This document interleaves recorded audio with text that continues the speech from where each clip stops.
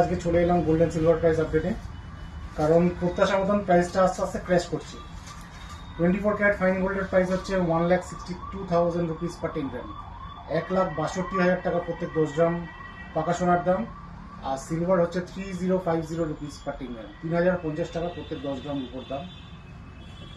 আমি দামটা বলছি ঠিকই, কিন্তু এই সিলভার এই প্রাইসে পাওয়া যাচ্ছে না একদম, কারণ কেউ এই প্রাইসে সিলভার দিতেই চাইছে না। কারণ সব বুলিয়নদেরই ওপরের প্রাইসে কেনা আছে রূপোটা, এখন কেউ তো নিজের লস করে দেবে না। আর না হলে মানডে অব্দি ওয়েট করে যাওয়ার কথাই সবাই বলছে, কারণ মানডেতে মানে সিলভার দেবে, ফিজিক্যাল জিনিসটা দিয়ে দেবে, কিন্তু প্রাইসটা বসবে মানডের প্রাইসে।